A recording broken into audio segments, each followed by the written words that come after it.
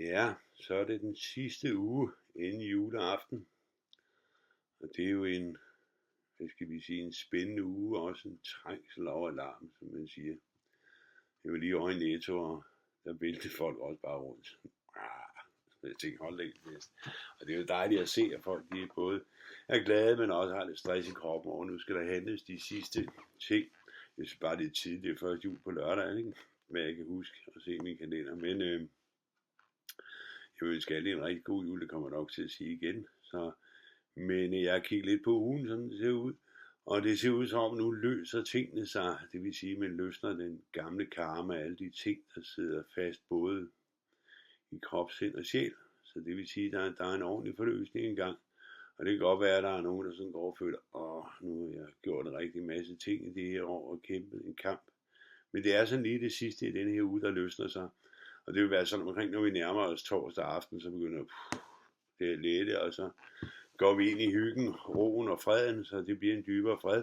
Og det er en meget god Kristus-energi, der er i øjeblikket, så det at tage Jesus ind i sit hjerte og kigge lidt på den guddommelige side i forhold til kristendom og så videre, uden at man behøver at gå i kirke og sådan noget, det bestemmer man jo helt selv. Som alle ved, eller dem der kender mig i hvert fald, jeg har troen på Gud, og derudover så er der nogle disciple rundt omkring, som vi kan bruge på forskellige måder. Men jeg kigger også på tiden nu ugen her, at den forløsning, der har været i den her måned af den tunge karma, har løsnet sig for rigtig mange. Og også det her, at vi møder os selv, når vi løsner den der karma. Og når man løsner den tunge karma, så gælder det om at lade være med at hoppe ind i offerroller, eller føle, at man, det er også bare mig, det hele går ud over det her år. Så det gælder om lige at tage fat i dig selv og sige, okay, det her er noget. Hvis jeg ender den ordentligt, hvis jeg får sat et ordentligt punktum, inden året slutter og sådan noget, så har jeg gjort det rigtig godt for mig selv. Og også for mine medmennesker, fordi det vil gøre mig mere og mere fri. Åndeligt ved de her sidste mestre, den her uge vil det være Kristus, der træder ned og kommer i forbindelse med. Jeg ser også, Buddhas energi er meget kraftfuld i øjeblikket. Og hvis man lagde mærke til ved den fuldmåne, der var her sidst, så kunne man også se, hvordan de blå farver, de orange farver, strømmede omkring månen. Og det vil sige, de her Jesus energier, der kommer til jorden også, at man begynder at opdage flere og flere ting omkring Kristus, og hvornår han gik her og sådan noget. Og så kan vi komme ind på tro, eller også, jeg følger lidt med i det, og andre gør også, nogle gør ikke, men når der er fundet ud af nu, at der er meget stor sandhed i alle de her ting. Så det er sådan et sted, det er spændende, når det er Kristus energi, der kommer igennem, fordi healingen bliver stærkere, når healingen bliver stærk ned til os, så gør det også, at vi får healing til krop, sind, ånd og sjæl, men også, at vi kan forløse en masse af de gamle spændinger, der ligger i kroppen, men også i forhold til vores medmennesker, dem vi måske har en spænding til, eller andre ting til, kan vi forløse på en god og positiv måde. Så det er vigtigt at få gjort op med tingene, få snakket ordentligt ud med de mennesker omkring dig, som du føler betyder et eller andet for dig, så du bliver fri af alle de her traumatiske, tunge ting, der kan ligge omkring os. Man bliver fri og bliver glad, så du er klar til at holde juleaften og hygge dig med familie, venner og hvem du end skal være sammen med. Så på den måde kunne åbne din julegave og tænke, wow, der var nogen, der tænkte på mig, lige præcis dig. Og det er jo en positiv del også, når vi sidder rundt omkring i familiens skød, eller hvem man nu er sammen med, og hygger sig og mærker den der glæde og nydelse, god mad og gode mennesker, der har virkelig stået for den aftenforening.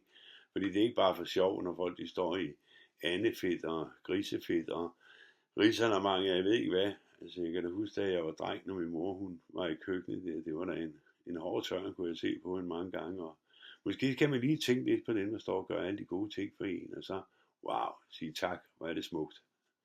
Så det er nogle af de ting, jeg i hvert fald selv går meget op i at gøre. Men ugen ser også ud som, at det dagene her, de glider sådan stille og sådan lidt, det er lige det sidste, der skal på plads, ikke? Og det, når jeg siger på plads, så er det ikke julegaver, jeg sidder og tænker på, så er det de sidste ting inde i en selv. Gør det færdigt. Bliv færdig med de ting, så du kan sætte dig ned den 24. og gå ind i en uge med nogle gode helligdage, hvor du bare kan sidde og slappe af, måske tænde for dine flimmer, eller læse en god bog, måske ringe til et par gode venner, og måske skal du til julefrokost, eller hvad du skal. Og så nyd det, så du har ligesom de dage, der er ikke nogen tanker, der er ikke noget, der kan spærre for, at du kan have det rart og have et åbent og varmt hjerte til dine medmennesker, og mærke den der stærke kærlighed, vi mennesker kan have til hinanden. Og det er jo den del, at han kunne have kærlighed til sine brødre og sine søstre rundt omkring, så man mærker den der dybde og glæde ved, at vi har hinanden, og vi ved, at vi er derude et sted.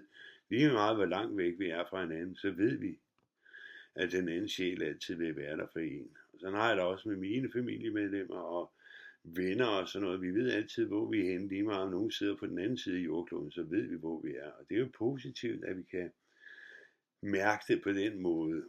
Men det gør også, at nu her skal vi nærme os jo snart en afslutning også på året, som bliver stærk. Og der vil jeg se, om jeg kan nå at lave klarsyn i det inden nytårsaften, fordi det er et spændende år, vi skal ind i et år med meget omvæltning. Men vi har også de her influenza-ting, der ligger og flyder, og de kører rundt, så jeg synes, jeg bliver med at gå og være lidt sløfte og hoste lidt. Så den bider mig hele tiden bagefter, og det er sådan et eller andet sted med også, at lige der er noget, der skal slappes af, der er noget, der lige skal tænkes om, også i mit liv. Så selvom jeg laver de her ting og sådan noget, så skal jeg også igennem min karma, mine ting og forløse det. Og det kan jeg se på mange områder, hvordan jeg møder ting og løber panden imod mur og bøjning og siger, men det kender du sikkert, når du sidder og lytter til det, jeg kan grine lidt med. Men det er det, jeg kunne smile til og sige, okay, ting tager tid, men det behøver ikke at tage resten af ens liv at gøre op med, man kan nå det inden året om, og det er nok en god idé for mange at få færdiggjort noget, fordi vi går ind i et henrivende år med mange omvæltninger, store omvæltninger, også både politisk og alt muligt andet kommer der til at ske meget, også på verdensfreden kommer der til at ske meget, så der er mange ting, der kommer til, vi skal tænke over, hvordan gør vi med tingene, hvordan behandler vi tingene, ikke? Så det er det. Men udover det, så vil jeg ønske dig en rigtig, rigtig god jul, en rigtig hyggelig juleuge med masser af kærlighed. Jeg håber, du er ude og købe de ting, du skal, og har fået købt ind til det, du skal bruge i hvert fald, og det er nok sidste udkald på fredag, at man går ud og kører julesilen, men nyd det og hygge jer med familie, venner, og jeg ønsker i hvert fald alle fra mit hjerte en fantastisk smuk jul. Ha' det godt, til vi ses igen efter jul.